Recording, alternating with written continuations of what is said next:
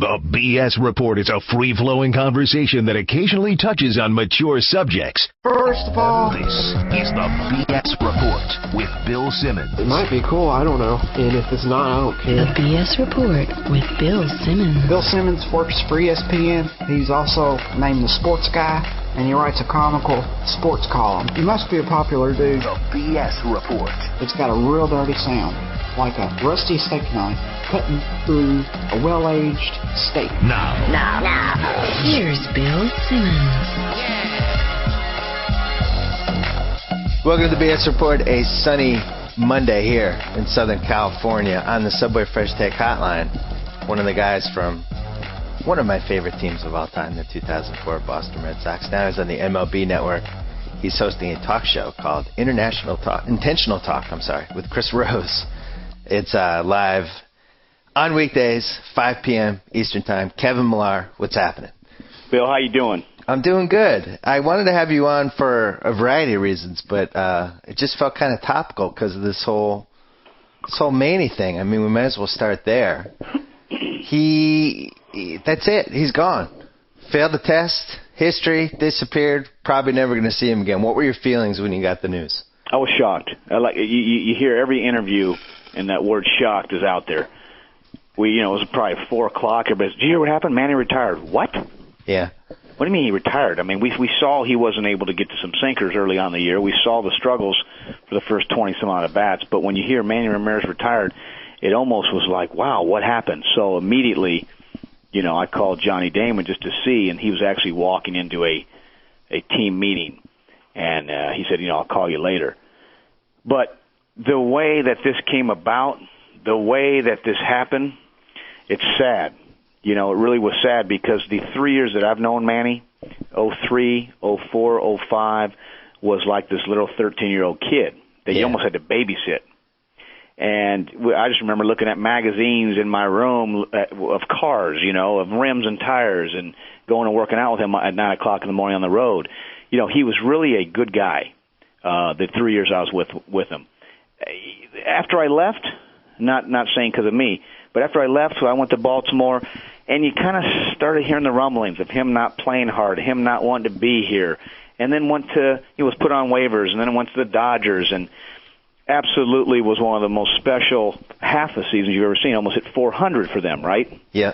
And he was taking over Hollywood, and it was like, wow, you just knew that was going to happen because he was such a likable guy.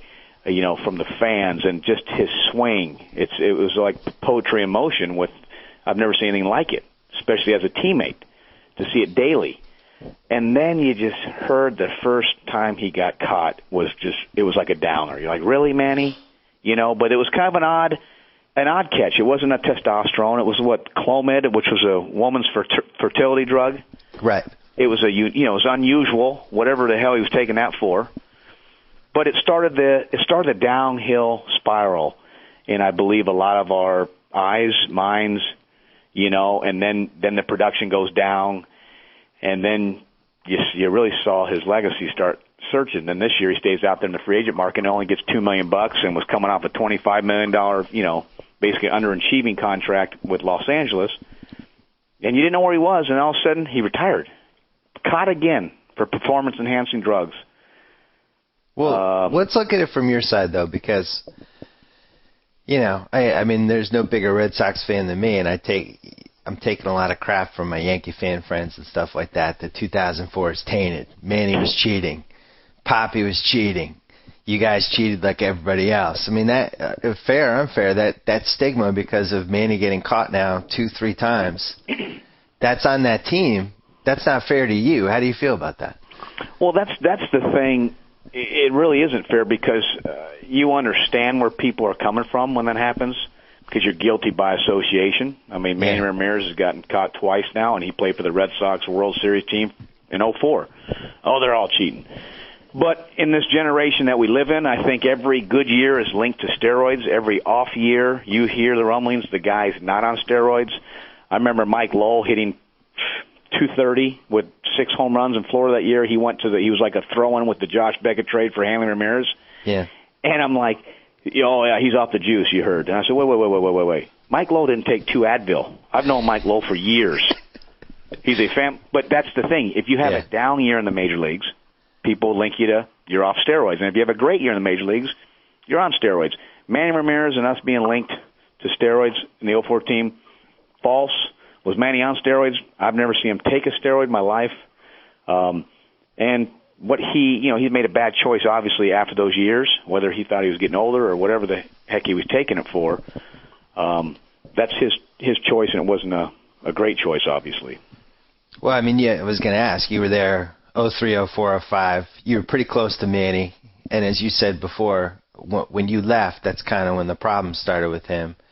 Is Manny even, as you said, he's basically a 13-year-old kid. He's a guy who would leave checks for $100,000 in his glove compartment. Is this a guy that was even smart enough to pull off a steroid cycle from your interactions with him? Yeah, the one thing, though, Manny was very intelligent behind the scenes. He played this dingbat role. Yeah. The hair started getting long, and I'm going to point. We had our little point, like, yeah, and all the stuff in the Red Sox and coming out of the Fenway Park Green Monster, and, he used the bathroom. We had to make that up. There's no bathroom back there. There's just a bunch of scores and scoreboards, and he was late for the inning, and we were going, Manny, get over here. Well, we had to say bathroom. Great. He is not that stupid.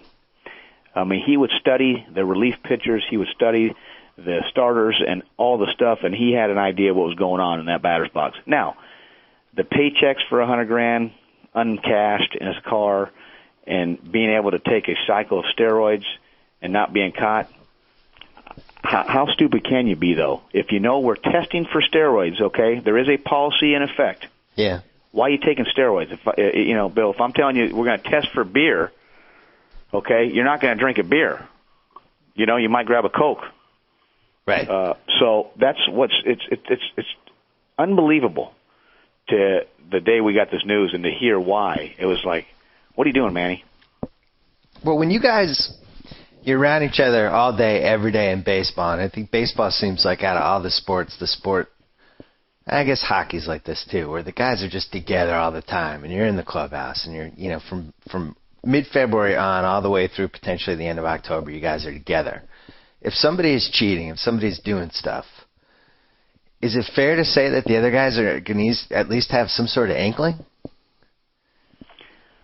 I don't know. Listen, when you're around these guys more than obviously your family. Yeah. You're at the park for 12 hours a day. You're showering, you're eating. But the guys that make these choices are not. It's not done in the open. Do you understand? Like, it's done in private. Is it done in their hotel room? Is it done at home somewhere? Is it done by some doctor friend? Is it done by a family member? I don't know. It's not like you walk in, you would assume, if you're in the public, Manny Ramirez, hypothetically speaking, was on steroids, and his teammates are giving him shots of steroids in the clubhouse. You would think that's the way it goes. Right. It doesn't go like that. There's almost like somebody's got some demons behind the scenes, and it's done really, really secretive. If that makes sense. Somebody's not bringing their leather bag in and be like, hey, guys, can you help inject me? Yeah, hey, Bill, over here. Come follow me in the bathroom real quick. We're going to go take some vitamin B12 shots. Right. It's not done that way, as unique it is, as unique as you would think, or, as close as the group might be.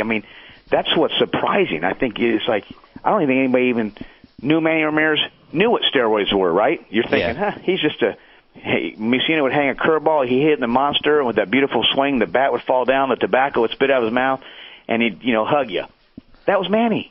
That's the only Manny I knew. Was just that little kid, and then it's just like, what happened, Manny?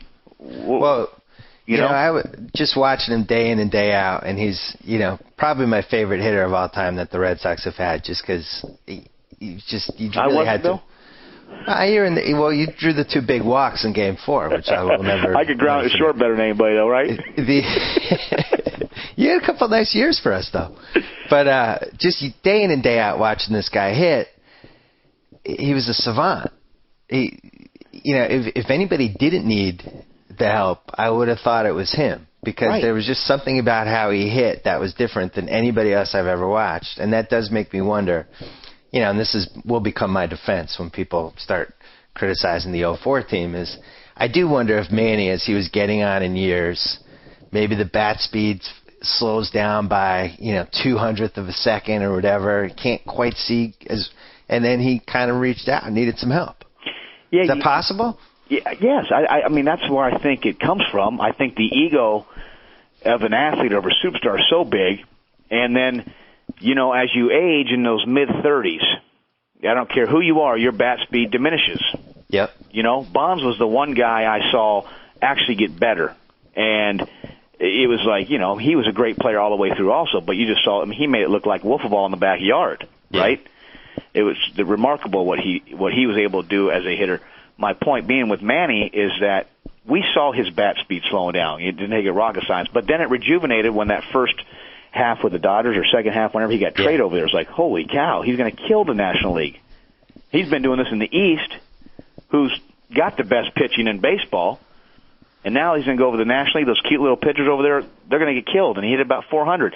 But you saw the bat speed going downhill that next year, and you really saw it the beginning of the season, right? Yeah. You saw the 91-mile-an-hour sinker. He was having a tough time getting to it, and then it was expanding, trying to get to the inside pitch. Now he was expanding the outside pitch, and you saw those flat swings on the outside corner that we've seen on highlights in ESPN and wherever. Yeah. So that's like what you just said. Maybe that's the thought process. If I get on XYZ, it'll help me stay young and strong. Well, and I think that's, if you've looked at some of the guys who have been caught, it's these guys that hit their mid-30s, and they're just starting to go down. Right. In the direction that, they're not going to be at that elite level anymore. I think Bonds might have been the one. From everything I've read about the Bonds thing, it seemed with him it was more like he was at the tail end of the prime of his career. He felt like he was the best guy in the game, and everybody was talking about Ken Griffey, and he just got mad. And for whatever reason, that's when he kind of remade his body and did whatever he did. But your career spanned pretty much this whole era, and talk to me about your power hitter. Well, you're not totally a power hitter. You were an on-base guy, but you had power. You'd be in the 20s with homers. Power. I was a pull fastball guy, power and hitter in fastball counts. Well, you also almost you'll go down in Red Sox history as being the single most dangerous guy if you're sitting on the third base side in that little section where it peaks out. You almost killed about 100 people. That is true. I've given out more bloody towels in the history of Fenway Park or in the game, I think, has ever seen from people that shouldn't be watching the game because you have a right-handed hitter and you're sitting over there on the on-deck circle behind the right-handed hitter. Why should I pay attention, right? Well, people knew, though. People learned that when you were up that they couldn't eat their popcorn and get into a conversation in that section. Yeah, you saw my numbers. You had to watch out because I'm going to leak. My front side was open up, and any heater I could turn on. That was, and it probably was going to be foul. So there was, I think in 2003, it was you and Nomar, because Nomar was another one who would hit line drives in that section. That was probably the scariest year to sit in that section. Needed like hard hats or something. That was it, construction hats. But your career spanned this whole era. How much pressure did you feel? Because obviously some other dudes are doing stuff, and you're getting paid based on doubles and homers and getting on base, and you're playing a position that a lot of the bigger guys are playing. How much pressure did you feel to be like, ooh, should I go to the dark side here? Yeah, it's funny. I was a below average size first baseman. I mean, everybody got over there was bigger than me. I mean, you started seeing the second basemen were 6'2" and 3", and the leadoff hitters. I mean, Johnny Damon's a big guy. People don't realize. You think leadoff hitter, but he's a 6'1", 6'2". I mean, they're just tall. I never really. It was weird. If I had a body, I guess, or height of 6'2", 6'3", it might have been a thought process. I just loved the game of baseball that I didn't play it for the numbers. I didn't play it, as weird as it sounds, and I know people, I didn't play it for the money. I played it because I loved it and was thankful I was there every single day. I enjoyed every minute. And so I guess my mindset, it wasn't about numbers and money and how many cars I could have. I was about finding a way to get a group together and just put a hat on backwards, put your attorneys, in the back room and your cell phones and all these agents and stuff, and let's have some fun. Let's become a team and let's become a family and let's cheer for each other. Let's pull for each other. And you know what? It proved what happened in 04, and that's a fact. I know people, if you're not a Red Sox fan, you get sick of hearing about it, and I see that. But if you're a part of it and you are a fan, that 2003 team really started establishing the way the nation is now. And I loved our 03 team almost as much as our 04 championship team. Well, it's last night MLB Network. And by the way, destroy this tape. You're in the offices. Go destroy the tape that they made of the 2003 with Bob Costas and Bernie Williams, and that shouldn't be shown. I don't want to ever flip channels and stumble across that. You're right. After this interview, I'm going in. I'm going to burn it, and I'm going to call you back. Just burn it, and then break up all the backup tapes with a bat or something. So of course I got roped in. Yesterday I was feeling good. Beckett looked good against the Yanks. Right. Best he'd look in 2 years. I'm feeling good about baseball. Flicking channels, and all of a sudden they're rerunning this game. And there's Aaron Boone. Aaron bleeping Boone. And then, of course, I watch the second inning. We go up 3-0. I'm like, why am I doing this to myself? It's 8 years later. Why am I watching this? But isn't that the truth? But there's so many things because I haven't watched that game since it happened. I forgot Clemens started, which that game, it felt so huge. And after we lost that game, and that was your first Red Sox year, but you didn't realize that every Red Sox fan at that point was just convinced it was never going to happen. And it goes to the next year, and we go through this whole other emotional ringer, go down 3-0 to the Yanks. And it's almost like that's what needed to happen to have this Red Sox team finally win a World Series. We needed to just hit rock bottom and have everyone just give up all hope. The one guy who didn't give up hope was you. We had the video. You're walking around before Game 4. You're telling people it can happen. What made you actually think this could happen? Well, I was talking to anybody that would listen. And that's usually the way I go about my day. No one really listens to me, Bill, and I don't blame them. Okay, a guy 39 years old with highlights. Yeah. I mean, I wouldn't listen to the guy either. But when you're going in and we got killed in Game 3, if you remember. I was there. Right. So it was awful. You got Dan Chauncey that's got in his article, we're frauds. Yeah. You've got the sky is falling. We're getting ready to get swept. You can't believe it, and all this stuff. What other way to come to the yard than to believe, okay? Than to have fun and find a way to – and everybody's looking at me crazy. I'll be honest with you, 2 o'clock or 1 o'clock when we get there, and, guys are in the locker still kind of bummed out. I'm like, wait, guys, time out. If I got to take my shirt off and show you my body, let's do it. But this is no time to start feeling sorry for ourselves because the guys over there aren't. The Yankees, they're trying to close the deal, and that was my whole point. If they don't win tonight, look out. We have Pedro, we have Schilling, we know what happened, okay? But if they're going to win this series, they better win tonight. And that was the whole belief system in my head. I wasn't saying it because I was crazy. There's some stuff I say because I'm crazy. I believe that. I didn't know how we were going to win that game. You could have been pitching for us that night. Derek Lowe's, the matchup wasn't great. If we do win this game, they're in trouble. That was my true. Because now we match up with Pedro and Schilling, and if we get to Game 7, these guys are going to be absolutely tired and tight, and that was the truth. You led off the ninth against Mo, the best closer of all time. Down a run in Game 4. You get a walk. What happened? Well, I'm going to give you my thought process, and this is a true story. Mariano, I love facing. It's not because I dominated Mariano by any means, but he was a one-pitch pitcher. I loved the gas. In my mind, in my little mind, I didn't think anybody could throw it hard enough. And I was thinking home run. I was thinking if he can just miss a cutter inside somehow, I want to click him for a home run, tie the game up. So you're not going up there thinking walk, because what do you walk? 4 or 5 guys all year? Yeah. And I ended up drawing a walk. There was a 1-0 pitch that I tried to homer, like we like to say, and I hit a foul ball line, over the dugout. And hit somebody over there, and then ended up throwing 3 balls after that weren't really even close. And immediately, Dave Roberts came out to pinch run to get my slow butt out of there. And the rest was history. And the rest was history. And the one thing, though, Bill, that we always forget, we know Big Papi did. We know the home run off Quantrill and Loaiza at bat in Game 5, but Billy Miller. The single up the middle. The single up the middle. How did we get Dave Roberts in? If the true fans know, but we forget what a clutch ball player this guy was. And he was the only one that really hit Mariano hard. And the one thing, watching Game 4 and Game 5 again, which I try to do at least like every 9 months, just because it makes me so happy, I'll never figure out how Rivera, who's been iced for his entire career, what made him pitch such a bad at bat to you? Because that was like, he lived for those moments. He comes out, that's it. I'm gonna get my 3 outs. You're all gonna go home. Go home, everybody. And for whatever reason, for that at bat, he was way off with every pitch. Yeah, and it was weird because the only place where he can get hurt with me is in. That's all. I could pull a homer in, and if you notice, they kept coming in. I didn't. If he goes middle away with that cutter, middle away with that, I can't do any damage to right center. Yeah.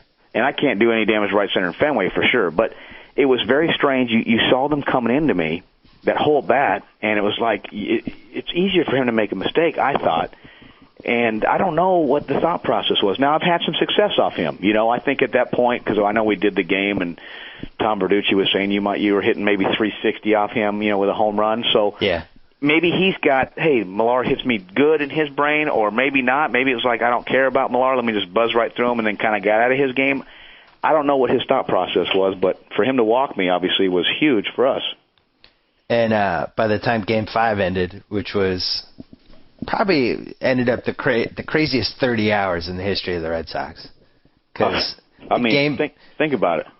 Game 5, I forget which one was Game 4 was after the football. So Game 4 was at a night game, and then I think Game 5 started at like 4 or 5, if I remember correctly. Right. So it was even less than 30 hours. But by the end of Game 5, you guys kind of felt like we have the momentum. This might actually happen. Yeah, I felt, we're going back to New York. It wasn't like we were all in the driver's seat, but I knew one thing, that this team on our side had the eye of the tiger. We're coming out there. If Schilling can go, which obviously he went, I knew we were okay. We were okay. You weren't a lifelong Red Sox fan, but you don't understand what it was like to get breaks in Games 4 and Game 5 against the Yankees. Oh, like right? Tony Clark's ball bouncing. Clark? Yeah, we never got those before, so it was like we knew something was going on. Right. It's so true. You're right. I mean, that ball stays in play, we lose. And Wakefield's throwing knuckleballs to Veritek, who's not using. I mean, there's 40 different things. Yeah. But I want to ask you this, because I look at the Cubs now. The Cubs are like the last long, because the Giants won, the White Sox took care of business. I think the Cubs are like the last remaining just fan base that doesn't ever think it's going to happen. And if they get close, the fans are going to get so nervous, like you can feel it in the park. I mean, you could feel it in Fenway, right? Before we won in 04, like when something went bad, you could feel the energy in the park, right? There's an electric energy that you feel, and it's almost like being in a room with 500 people. Just that hot air. That's what you feel that as a player. Now, when it's negative too. When it's negative, and you're going to hear the boos. I don't care what anybody says. If you hear the accidental boos by the home team also. So, and those aren't fun. The thing about that 04 team, as you pointed out, was there's a bunch of goofballs, and there was a bunch of people that, for whatever reason, that hot air didn't affect them. If you're the Cubs, don't you just go out and get every weirdo and guy? You definitely don't want anybody who knows anything about the Cubs' history. I think you want to get as many non-Americans as possible who might not know the history of the team. The 04 Red Sox team, it was kind of the perfect team to win because all that stuff bounced off them. So I think that there's a blueprint there. And you're exactly right, because we really didn't care what was said. We weren't there when Buckner in '86. We don't know anything. We were just like, and I always say this, Bill, line our team up. Go down it right now. Bill Miller versus A-Rod. You're taking A-Rod. Cabrera and Jeter, you're taking Jeter. I always say this. I think they had Enrique Wilson and Bellhorn. Okay, you can call that tie, but you're probably taking Enrique Wilson at the time. Millar and Giambi, you're taking Giambi. Sheffield and Nixon, you're taking Sheffield. Bernie Williams and Johnny Damon, you're taking Bernie Williams. Matt Suey and Manny, you're going to take Manny. But still, Matt Suey was the toughest out for us. And Posada and Veritek, you're taking Posada. All the way around that team on paper, the Yankees were dominating. They're in their prime. Gary Sheffield now, and then you look at little Mark Bellhorn's Game 6 home run off Lieber.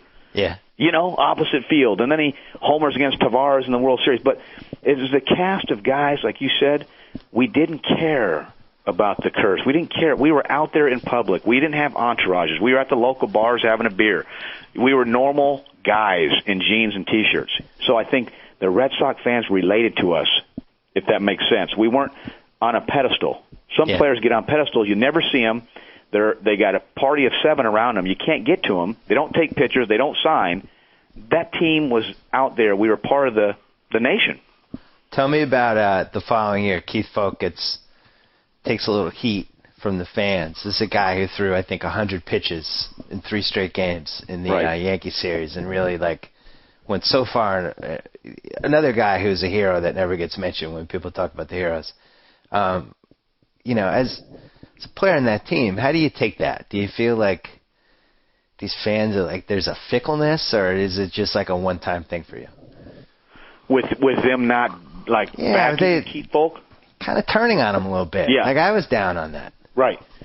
The thing, before we go there just for a second, the thing that really hurt me was the Mark Bellhorn turn on. It was 6 weeks into the season. He's getting out to a rough start, and it was immediately just boo, get him out of here, talk radio. I'm like, wait. Mark Bellhorn, all he would do is walk to Starbucks with a dip of Copenhagen in his lip, walk back to his house, and hit homers, 2 of the biggest homers that this organization's ever seen. Yeah. He almost has a lifetime or at least a free pass for that 05 season. And then yet, the same thing with Keith Folk. Think about the games that he saved for us. Gets off to a rocky start. I don't care if his ERA was 28.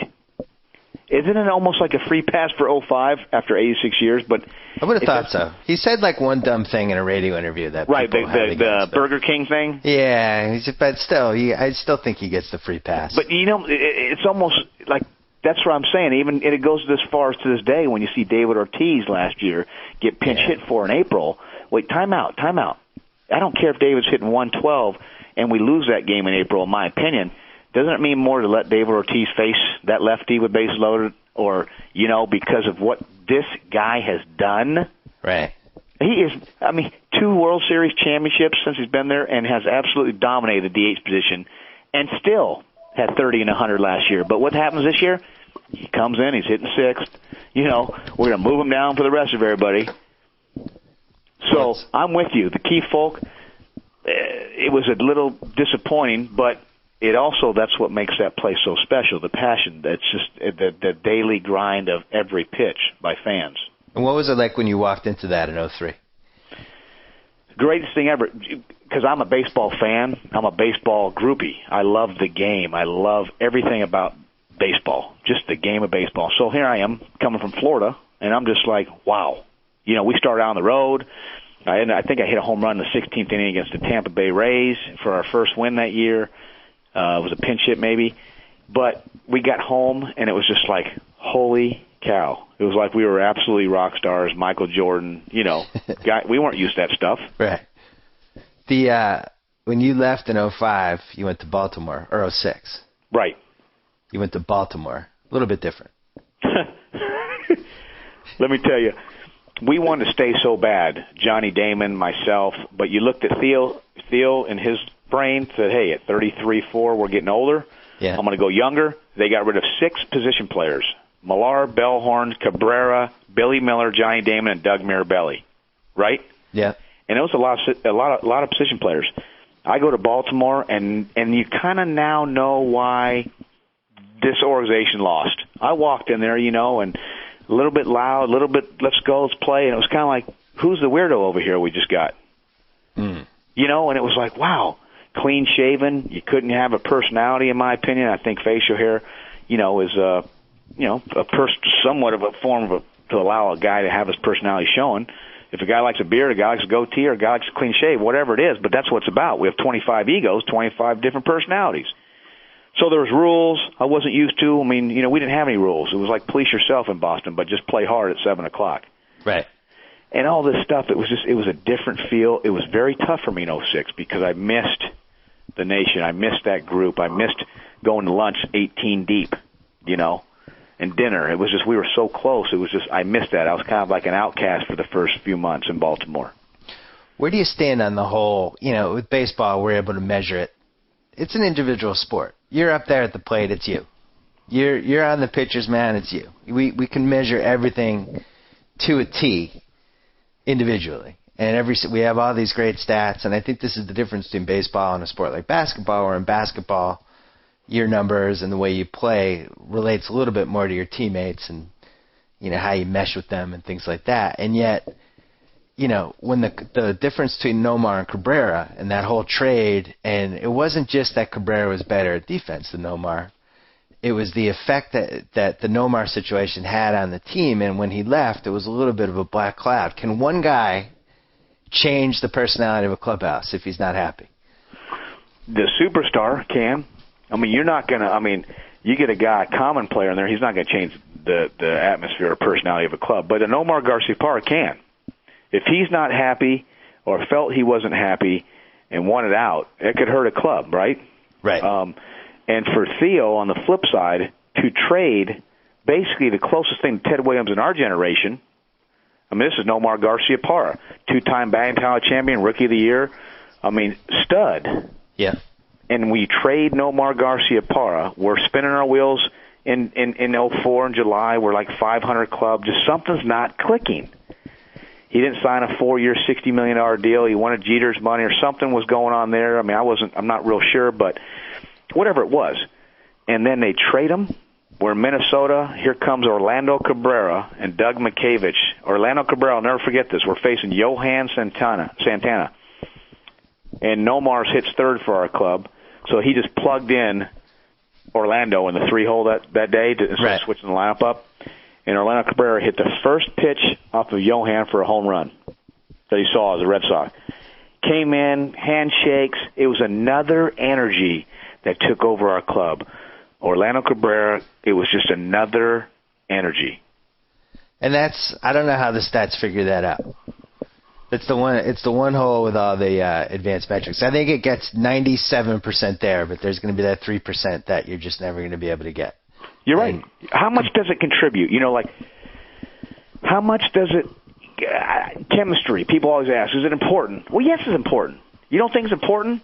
If Bill's pulling for Kevin or Kevin's pulling for Bill or I go for 4 and you really feel my pain and I feel your pain, or if you don't care and I don't care, I don't think that's healthy.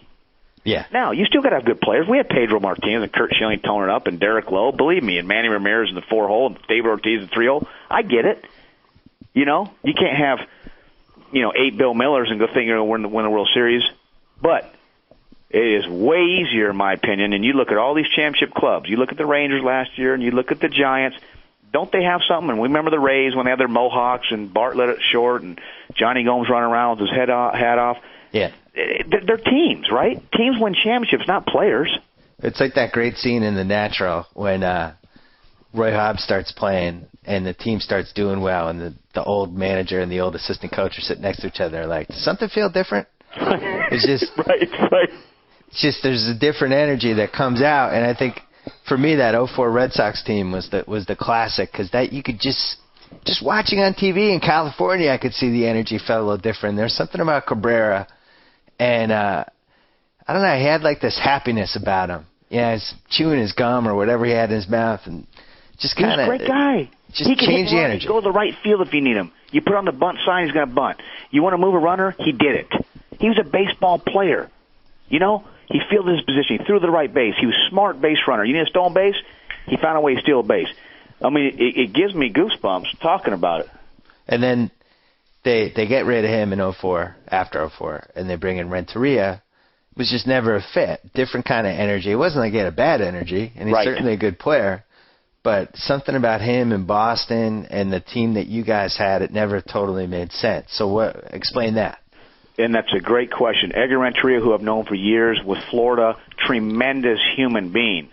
Both Colombian, him and Orlando, two opposite personalities. Orlando's more of an outgoing personality. Edgar Renteria is a quiet leader, and just a guy that you'd want your daughter to marry, okay? Yeah. The problem was, though, and people talk about the pressures of Philadelphia, New York, or Boston. It's not the pressures of a packed house and beautiful stadiums and baseball atmosphere. No. It's how do you handle the struggles? Get off to a 10 for 58 slump, and now you have the media, and you hear some home field boos, and you're hitting 158. That's what happened with Edgar. And, he was in tears. We were locker mates, and I love Edgar. And I stood up and kind of protected Edgar, and I was a bad player, and I was struggling myself. And I said, boo me. He's too good of a player to boo. And sure enough, they started booing me also, and I was like, boo Edgar.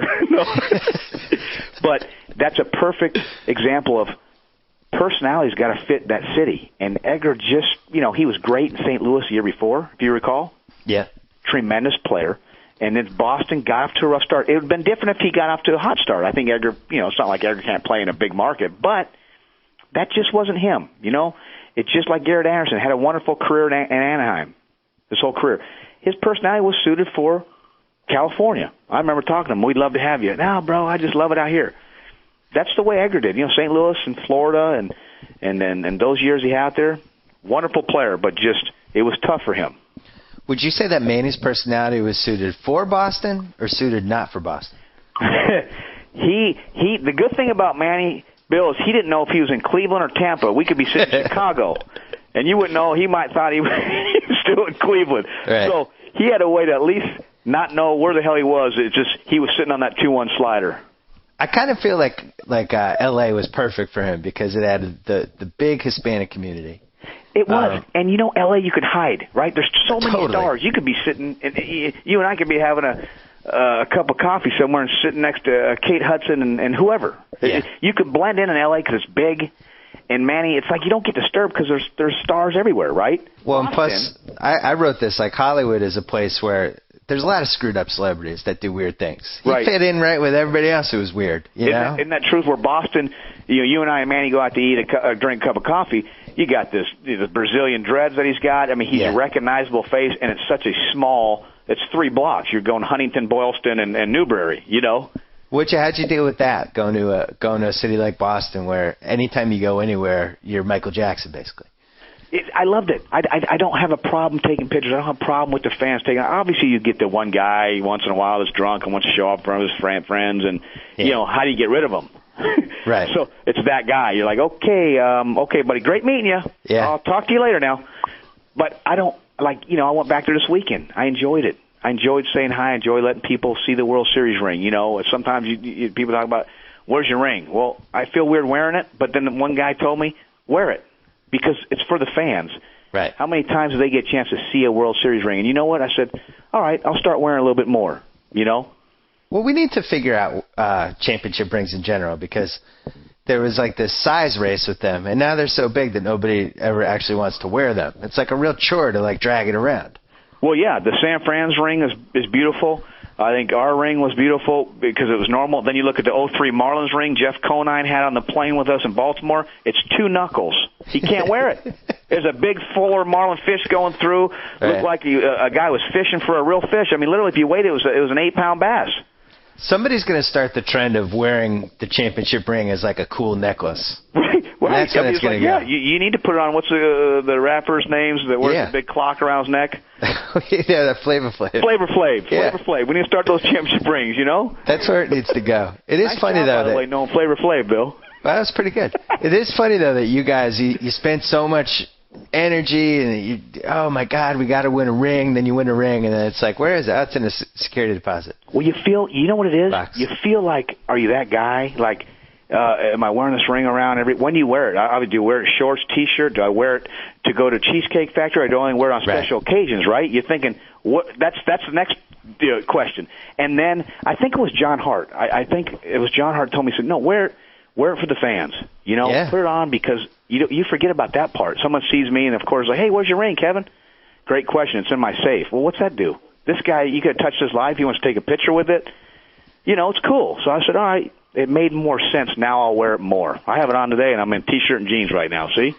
I wrote a column in 03 after the Patriots won the Super Bowl. Somebody at the party, like some July 4th party or sometime after, had the ring on. And it's the male engagement ring.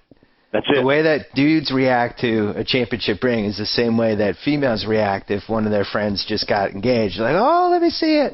That's what guys do with the championship rings. What a great quote right there. It's Thank you. Male engagement ring. It is. That's what it is. You're showing it off. People are happy for you. That's the greatest thing I've ever heard. Before you go, give me 3 things that the baseball season is only, 10 days old. Give me 3 things that have shocked you, and not one of them could be Zach Britton, who's ridiculous. That's right. Well, first of all, the Rays. The Rays where are they at? What are they going to do? It's, oh, my God, they have one win. I mean, Red Sox start off that way. You understand they're a good club. They're going to figure it out. And like Pedroia was saying yesterday, I think last time I checked, we're only 4 games out. And we have 155 to go. Right. It's reachable. But the Rays would be number 1. Yeah. I think number 2, the Rangers. We don't give them enough credit. I'm going to do 2 teams, the Rangers and Reds, but I'm going to emphasize on the Rangers. We don't give them enough credit. This is a World Series team last year, but because they don't have that bona fide big-name ace, we don't link them to the Phillies or the Red Sox or the Yankees. It's like we just don't realize how good they are. This is a good baseball team. Yep. You know, Harrison, and they have all these little pitchers, Wilson, and people don't know, but they pitch and they absolutely mash. So that would be my second thing, is we don't give them enough credit, but that's a good team. Are they going to the World Series again would be the first question, I guess. And number 1 would be right now Weaver. Is he Cy Young? Because of the 15 Ks yesterday? 15 Ks, he's 3-0. I mean, he's throwing the ball as well as anybody. Led the league last year in strikeouts. Has he really found it? And you see that guy? Did he lead the league or Felix Hernandez? In strikeouts? Yeah. I think Felix might have led, but it was close. But yeah, Weaver finally has become the guy that I think people are waiting for 5 years. He was good last year.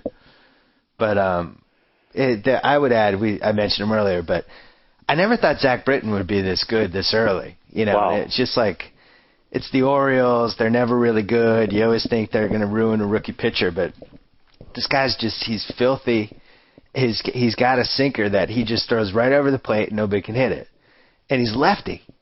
And he can throw between 93 and 96. Like, right. I feel like this guy is like a Cy Young candidate, potentially. You're right, and he can command the ball into righties. The left-handers that dominate in this game can command it inside to righties that will throw into righties. Most lefties, the old days, right, you'd see the Glavins and the Jamie Moyers, and everything's away, sinker away, change away. Now those good lefties, they come into righties. They got a hard cutter usually to go with it, and this kid Britton's just, I mean, you know, like you said, he has dominating stuff. Can he be a Cy Young candidate? Get some votes? Of course. Then you look at Jeremy Guthrie, though, also, who's really kind of found it. Yeah. They got Brian Mattis that has been hurt, but he's another guy that's got great stuff. So that team's, you know, got my curiosity, but I don't, they're just in such a tough division. They have one of those softball offenses that you might have to come out of retirement and be like part-time DH or something. Just come up and bang it. Can you tweet that? Yeah, sure. Out of retirement, if you need to hit 230 with 20, I got a guy for him. He can crush those bad lefties. I can crush those bad lefties. I can pull heater, and that's it. Well, the Red Sox thing, I think all the Red Sox fans are kind of looking around going, wait a second, the Indians are actually good, and the Rangers are actually much better than we thought. Maybe losing 6 in a row wasn't a complete apocalypse. Right. It's not great, but the Red Sox always lose in Texas. That's always been the way it's gone. And Cleveland, not the typical young, small market, crappy team that I think we thought they might be. They're actually pretty good. Well, I was sitting with Theo last night, and then we were talking about that. So it's not that ridiculous. You opened up against the American League champions at home, and they pounded the baseball, and you made some mistakes pitching, and they let you know about it with 13 home runs and whatever they had, 26 hits. Yeah. And then you look at Cleveland, you go in there, it's about 37 degrees, okay? And listen, you lose on a squeeze play 1-0, and anything can happen in that kind of a weather. That's not fun. I don't care who you're playing against. And you come home, you got the Yanks. Yeah. I mean, they're not a bad club, just checking. I mean, Robinson Cano is another guy right now making this game look pretty darn easy. But I will tell you right now, Bill, I want to tell you this. Watching Dustin Pedroia is as refreshing as I can ever see on a baseball field these days. The amount of passion and how hard he plays this game and the energy that he gives that club. I mean, it is so refreshing. I got a man crush on him. Let's get that out there. I have a man crush on him, and I have a man crush on Robinson Cano's swing. Those but are I'm going two to tell you man right crushes? now, that was fun to watch those 2 second basemen play this weekend. There was a great, not a great moment if you're a Red Sox fan, but a great visual moment during the 6th loss, the Indians game. Pedroia, I think we were down 1. Pedroia got an out. They showed him back in the dugout, and they have one of those cages in front of the benches. And he just leaned against the bench, like somebody who was like in prison, who just was like leaning against a chain link fence. And it kind of symbolized the season, like how depressing the start was. I'm with you, though. They have enough energy guys in this team that I feel like they could turn it around. I do wonder, though, have the Orioles just replaced the Rays as the frisky young team that it's a 3-team division, basically? Could be. It could be so early. They have to pitch all year for that to happen. They have to close games all year for that to happen. That's their bullpen is the weak link, I think. That's what I'm saying. That's when the games are won. When you play the big boys like the Sox and Yankees and those guys that pound the baseball, the games are won from 7 to 9. Okay, so they have to match up with Jabba, Soriano, Mariano, Jenks, Bard, Papelbon. I mean, you don't see that matchup, if we have it on paper, right? Right. It's fun to talk about because you have new faces with D. Lee and Reynolds and Hardy. I get it. And Markakis, I think every night we see he's saving a game defensively, and he's one of my favorite players. I love playing with him. But you got to pitch. So I'm not going to fall for the banana tailpipe yet, but I'm not saying that they're not. They're definitely not better and improved, and they're going to make some splashes in the East. Unless they, man up that bullpen, would be my first statement. The only thing with bullpens is that you can always fall into a bullpen. I mean, you can always fall out of a bullpen, too. But bullpen, it seems like you just never know who's going to step up and suddenly be a lights-out eighth-inning guy or a closer. You're or whatever. Right. I mean, because something just clicks, and it's a lot of luck also. You have a guy pop up 2-0 fast right down the middle and just have one of those years. It's like where does Matt Thornton come from? The guy's like in his mid-30s. All of a sudden, he's just lights-out. How do you let that all go if you're Seattle? Throwing 100 from the left side. Yeah. And then we'll teach you how to throw strikes, and that's what the White Sox did. Said, thank you very much. Right. Bobby Jenks, where did he come from? Anaheim, and then same type thing. He was throwing 100, and we're like, hey, we'll teach you not to drink much or whatever the issue was. And what was the scene there? Was that I think it was a variety of things, and it seemed like the drinking might have been one of those things. Yeah, but, with those arms, and you look at the White Sox kind of like, hey, we'll take those arms. That is my fear with the Sox. I think everybody was so excited that they had a deep bullpen. And then you watch these guys individually, and you're like, oh, yeah, Dane Wheeler. Kind of one of those. He's not quite a setup guy. Not great. Jenks, who knows why the White Sox decided it was time to, cut the ties with him. Right. Daniel Bard, very good setup guy. I don't quite know if he's ever a closer. We'll see. Matt Albers. Papelbon hasn't been Papelbon in 2 years. He looked great last night. He looked good last night. Watching him in person. See, I like to get down there when I was down there sitting there watching the way the ball was coming out of Beckett's hand or CeCe's hand or Papelbon. I tell you, Jabba's throwing the ball well. Yeah. Papelbon's throwing the ball well. And Beckett all threw the ball well. Those are the three guys I kind of watched. Jabba's throwing 93, 4, 5 again. Yeah. With a great slider. Papelbon's ball's coming out 94, 95 again with the nice slider that he's been working on. He still has a split. And Beckett last night, my God, he had that 92 to 94, that sink. Nice changeup. So I was just watching how is the ball coming out of these guys' hands, because these are guys that, Beckett, he had a rough year last year, but he's injured. Papelbon lost some velocity was the only thing that was scaring me. Stayed 30 games, but had a high ERA. And Jabba kind of was pitching between 90, 91, and now last night, this year, he's really looking good. I mean, he's put on a little more weight now. He's strong. And so... And on the flip side, Phil Hughes has gone the other way. Right. Well... It's not, the velocity's gone the other way, and then they were talking about John Lackey, dissimilar, the other way. So they're pitching to 87 to 90.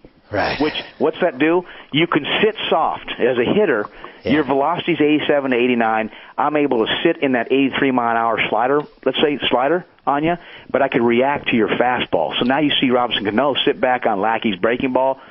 That 88-mile-an-hour fastball he can react to, and now it's double down the line, My friend Hench, who's a maniac, who watches every Red Sox game and panics pretty much 160 games a year. He emailed me during Lackey's last start, and he's like, what is his out pitch? What is his pitch that he's going to throw when he has 2 strikes and he knows I need to get this guy out? What does he do? And I didn't have an answer for him. Like I thought when Lackey lost that weight, I was like, this is great. Come back here. And then I watch him pitch, and I'm like, I'm not sure what his out pitch is.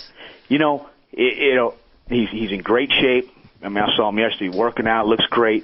I just think when you have surgery, it's almost like a year and a half to get back that arm strength. You know what I'm saying? Hopefully he gets to that at least 91 to 93 velocity when he needs it, because that's the swing and miss stuff you need for your breaking stuff. Well, and that was what was so encouraging last night with Beckett. It wasn't just that he looked great and that he was throwing great pitches and had the velocity, all that stuff, but the Yankees always used to wait him out. and they would just try to have the 20-pitch innings with him and then try to get him in the 5th or the 6th. Right. Last night they tried that strategy, and by the 5th inning, they just gave up. And all of a sudden, he's having these 9-pitch, 8-pitch innings, which it was like the Yankees are like, screw it, this isn't working. Let's just swing if you see anything good. And he hasn't been at that place with the Yanks in 3 years. You're right. I didn't think. So, anyway, plug our new show. Plug your new show. Intentional Talk, 5 to 6 Eastern Time, Monday through Friday, with a young man, Chris Rose. Talented. Like Chris Rose. Talented. Chris Rose is one of those guys trapped on a bad team for a while. The best damn sports show. He was like you and the Marlins. Yeah, he's a producer in a host body. He's very smart, very witty. And I'm going to tell you right now, we're going to have fun, hopefully. I still have highlights, Bill. I don't know. Maybe we can figure out when I stop highlighting my hair. I'll be 40 September 24th. Congratulations. I've got 4 kids that are 5 and under, so yeah. It's he and I. We're having some fun. It's an open conversation, and hopefully we'll have some good interviews, and this will be a lot of fun. Here's my advice. Don't be one of those guys who's afraid to piss off some of the players just by being candid. If you're candid and you're talking about the stuff that me and my buddies are talking about, but you're mixing in the stuff that makes you and all the things that you learned over the years, that's a show I'm going to watch. You're right. You're what do you think of that? Right. You could do that. As long as you watch me, then we're good. You might make 8 people mad a year, but so what? What are they going to do? Right? Yeah, what are they going to do? Fight you in the locker room? Feelings. Yeah, just do it. Do your thing. All right, well, we'll look forward to that. Please come on later in the year. We can talk about baseball and all kinds of stuff. And congratulate John Entz for winning my fantasy basketball. I'm gonna congratulate him, but you got to promise me I'm gonna be on a lot more than Sean Casey. Okay, I heard he was on about 3 or 4 times. I need the mayor. We might have to have you and the mayor together. We might have to do a 3-man pod. Let's do a 3-man pod then. All right, Kevin Millar, thank you. Bill, thank you. So I get to sign off. Whoa! Thank you for downloading the BS Report with Bill Simmons. Too much fun. Check out more podcasts at the iTunes Music Store or at Pod Center at ESPNradio.com. Peace out.